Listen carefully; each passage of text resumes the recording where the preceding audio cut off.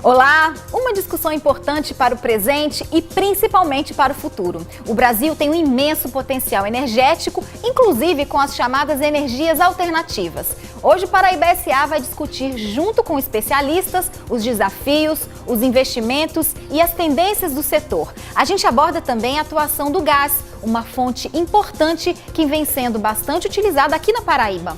O programa traz também uma reportagem sobre as cafeterias. O aumento do consumo e a consolidação do mercado de grãos gourmet tem provocado um aquecimento forte no mercado local. Então fique com a gente e seja muito bem-vindo ao Paraíba SA. Seu programa de economia, mercado, negócios e empreendedorismo começa agora.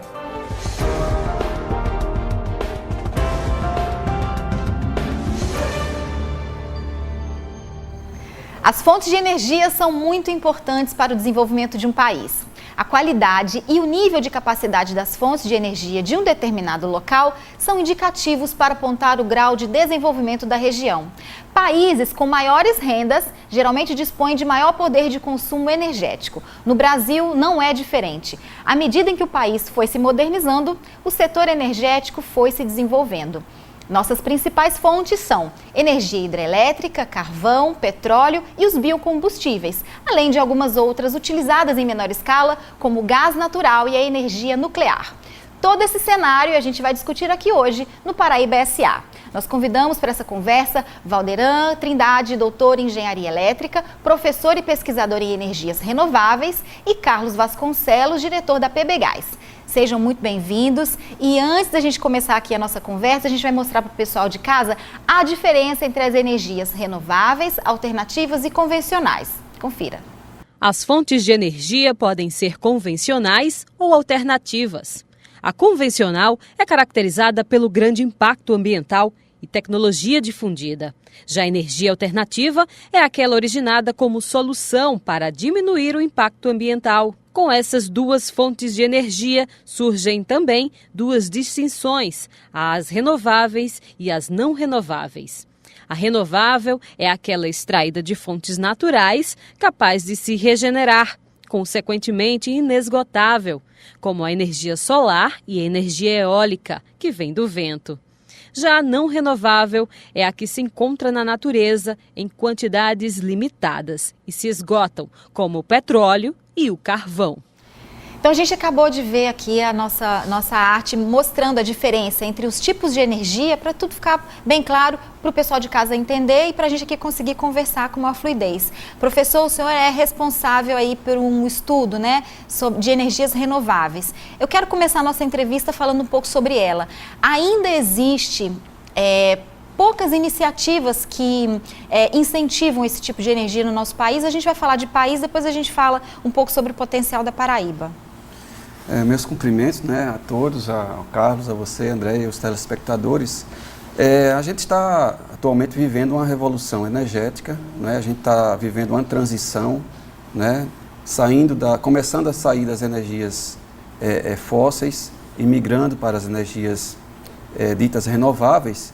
E é nesse cenário que existem muitas oportunidades, né, e também existem ameaças. E nós precisamos que esse assunto fique de domínio da sociedade, né, por isso que parabenizo a produção do programa por ter pautado esse assunto, né. A população, a sociedade em geral precisa conhecer mais sobre energia, sobre os processos, né, energéticos do país e também do Estado, né, para que tenha mais condições de fazer exigências com relação às políticas públicas que precisam surgir, né, para que essa transição seja mais sustentável. Essa transição, o senhor diz em relação ao conhecimento mesmo, em relação a novas descobertas também? Também, mas falo a transição com relação ao uso também de novas energias, né?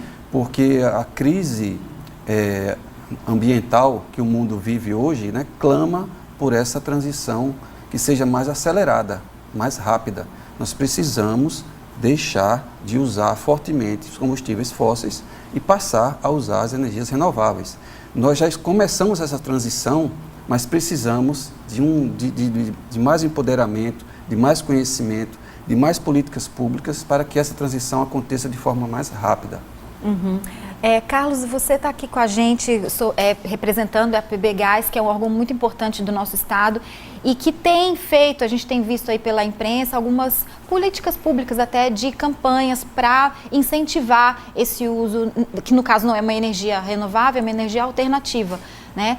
Eu queria que você falasse um pouco sobre essa atuação da PBGás em relação a isso que o professor apontou.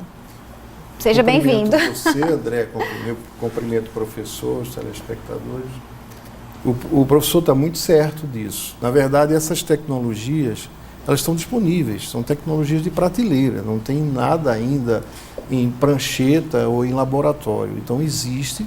Agora, elas têm que atingir uma escala onde a diversificação e o uso intensivo dessas tecnologias barateie os custos delas e popularize. Então, na medida em que houver políticas públicas que incentivem esses projetos e houver, digamos assim, do empresariado interesse em adotar tecnologias alternativas, elas vão se massificando, vão barateando e vão entrando definitivamente na matriz energética brasileira. Eu vou chamar um intervalo, daqui a pouquinho a gente volta com a nossa conversa sobre energias alternativas e o potencial energético da Paraíba. Até já!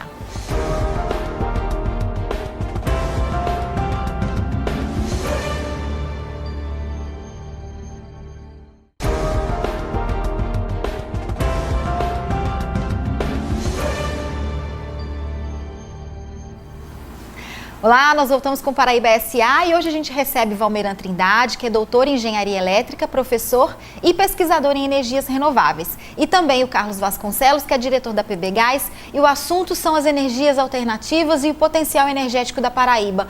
No primeiro bloco, professor, a gente conversou sobre a expansão, né? A gente começou a falar sobre a expansão que o Estado está buscando em relação às renováveis. Queria que a gente aprofundasse um pouco mais nesse assunto e até te pergunto, por que a gente não está nesse ranking lá em cima? Pois é, essa é uma pergunta pertinente, né? Porque a Paraíba é o estado que tem o maior potencial solar da região, né? Na região Nordeste, até do Brasil também, né? Tem o segundo potencial solar do mundo, né? Em termos médios. O nosso potencial eólico também é muito grande, não só no litoral, mas também no interior.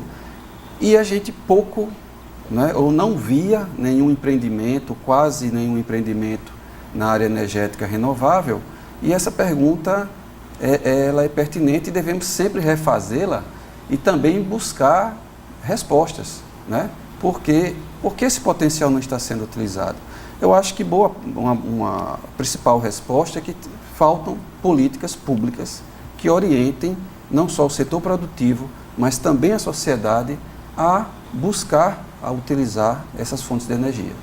Então, as políticas públicas têm essa capacidade, né, de fomentar, de estimular que a sociedade e também o setor produtivo, os empreendedores, né, busquem atuar nessa área, porque o potencial nós temos.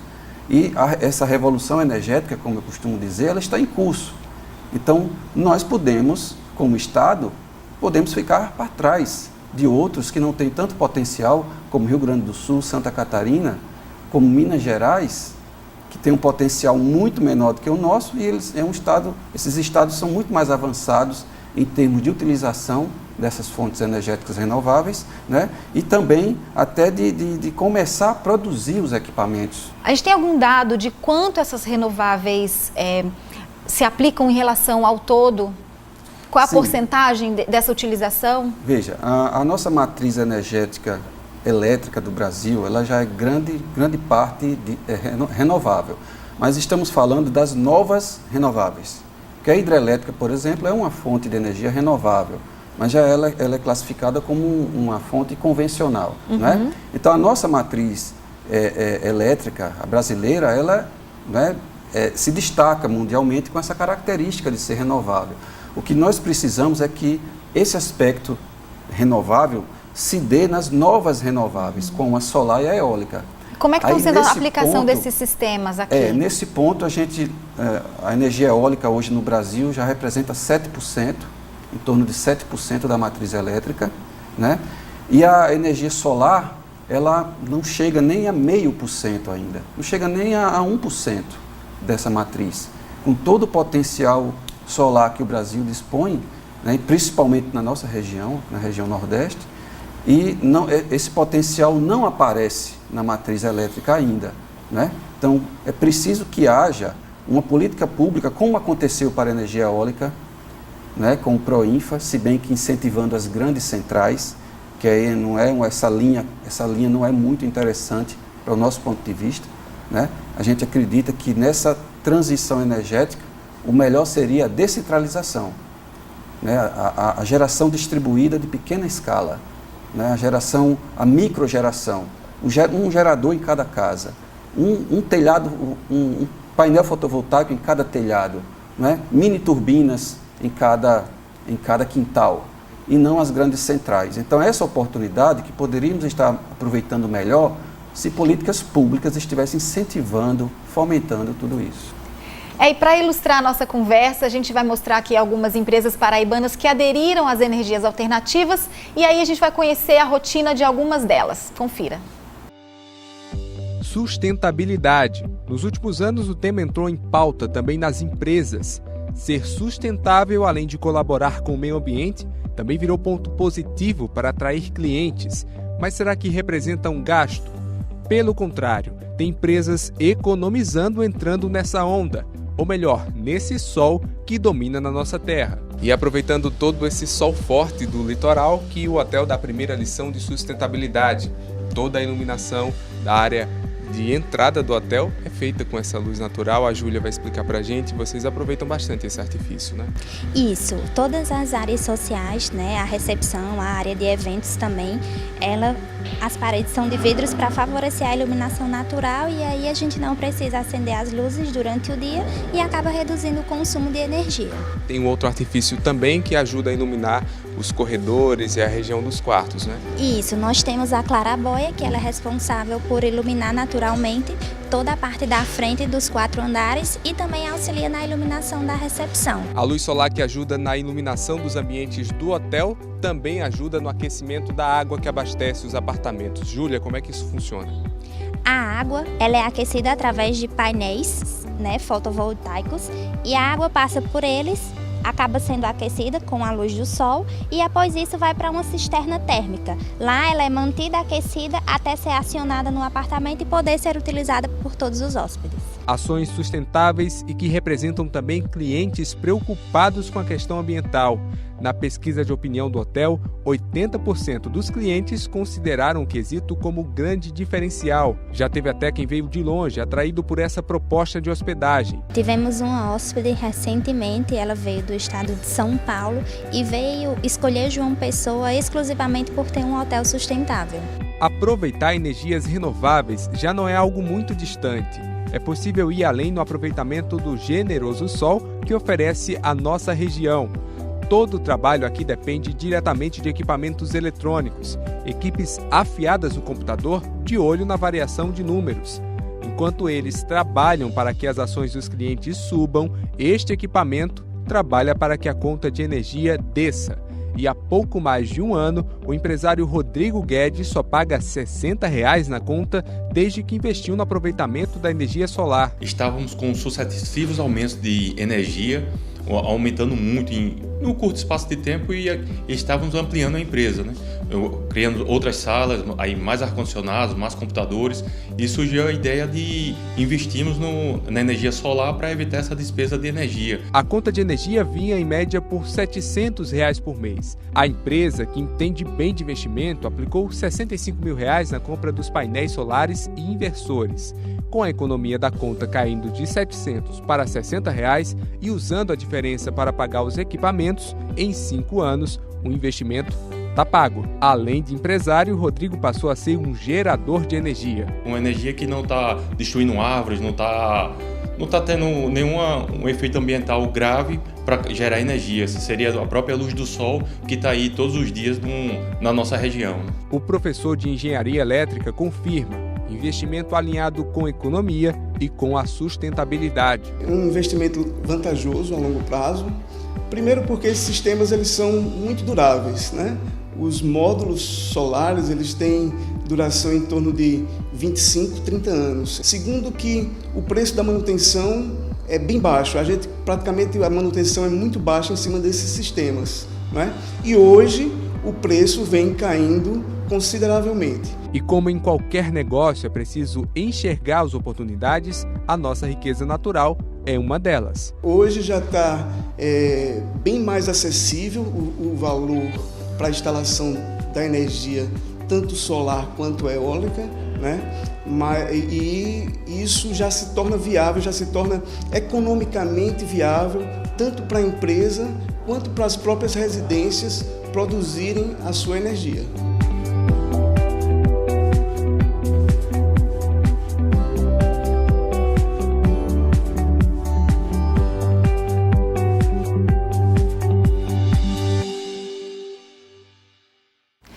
Então a gente viu aí na nossa reportagem, né, algumas empresas que estão aí optando por essas fontes alternativas. Carlos, eu queria que você comentasse um pouco as vantagens principais em que os estabelecimentos têm quando eles adotam o gás natural, por exemplo. O gás natural ele tem uma queima limpa, porque ele tem uma queima completa, diferente de combustíveis líquidos que carregam contaminantes. Então, embora não seja energia renovável, porque é fóssil, mas o gás desses fósseis, o gás natural é que tem a queima mais limpa. Então tem um aspecto também de ser mais amigo, assim, mais do meio ambiente.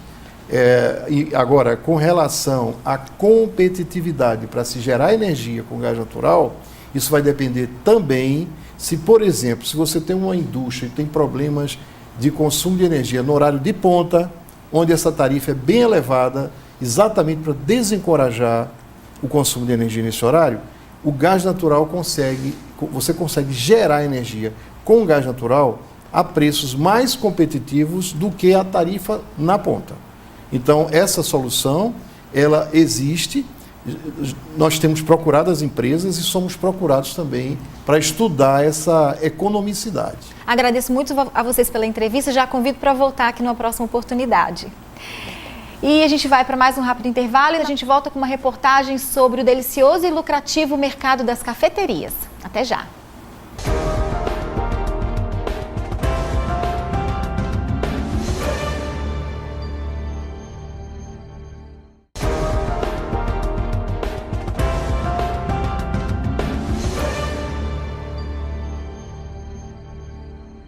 Oi, voltamos com Paraíba SA e agora te apresentando um negócio que vai além da gastronomia. O mercado das cafeterias se apresenta com cada vez mais charme e qualidade. O cafezinho mesmo virou quase um detalhe. Veja na reportagem.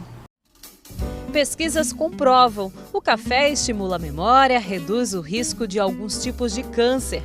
E ainda aquece o mercado dos micro e pequenos empreendedores. É que as cafeterias têm caído no gosto do paraibano e têm se mostrado uma boa opção de investimento.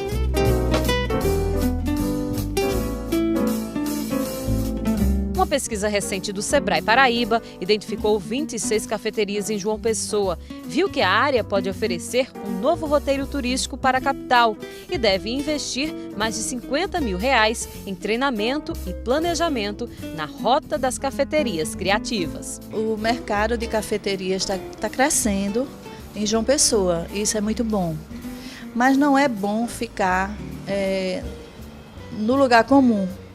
Então, com essa preocupação e vendo uma grande oportunidade para as cafeterias, o Sebrae criou, está formatando a Rota das Cafeterias Criativas. Claro que só quem entra na Rota das Cafeterias Criativas é quem entendeu a proposta e está disposto a encontrar um diferencial para o mercado. Leandro é um dos novos empreendedores do setor. Depois de uma experiência fora do país, percebeu a carência no mercado de cafés de qualidade e resolveu cair de cabeça, ou melhor, de xícara na ideia. Para isso estudou, se especializou, trabalhou bastante. Em primeiro lugar, a paixão pelo café, né? Tem que ter a paixão pelo café. Mas de ver realmente que no mercado necessitava de uma cafeteria que focasse realmente em café especial, né? Que é um café de mais qualidade, com procedência, um café que vai desde o cultivo até a xícara com um procedimento que exige muita técnica e qualidade do café. E de xícara em xícara, de cafezinho em cafezinho, o empreendimento já completou 2 anos. De acordo com Leandro, o café caiu no gosto do consumidor e conseguiu algo que é almejado por todo empreendedor: a fidelidade. Marcelo Arantes é um dos clientes fiéis do café, localizado no bairro de Tambaú. A gente vem muito aqui com a família. Então é um lugar que você pode vir tanto com a família como com amigos, né? E esses locais não se limitam mais a oferecer apenas a bebida. Os empresários investem também no aconchego da decoração. Há quem procure as cafeterias para reunião de trabalho, para bater um papo ou até mesmo para comemorar o aniversário, como fez Juliana. É um lugar agradável, a gente se sente acolhido e tem, além de uma comida deliciosa, várias diversidades de café e a gente aprecia. Como diferencial no negócio estão o olho do dono. É que Leandro está sempre presente e participa de todos os momentos na cafeteria, junto com os 3 funcionários da casa. E a oferta de cafés com torras e moagens bem específicas. A gente tem um cardápio que mistura, né, a culinária regional com a culinária internacional e que também faz harmonizações com o café. Com mais bagagem e mais tempo de existência, a história desse lugar também começou a partir do cafezinho. Esse café aqui é um dos mais tradicionais da cidade de João Pessoa. Começou bem pequeno, 17 anos de história. 17 anos de história. Começou com, acho que, um espaço bem menor do que esse aqui ao lado mesmo, equivalente a 10% do espaço hoje. O lugar mudou, migrou para uma baladinha e agora o consumo do café foi além. No cardápio, alguns drinks alcoólicos são preparados com café. Nós utilizamos, acho que uma faixa de 6 drinks utilizando café.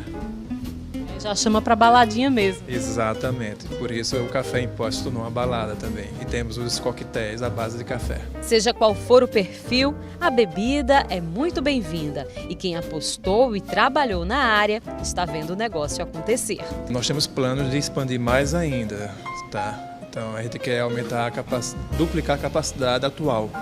Mas isso é plano para 2019. E quando se bebe café, se deseja saúde? Saúde, paz, amor, felicidade, é tudo, né, o café. Bom cafezinho para você.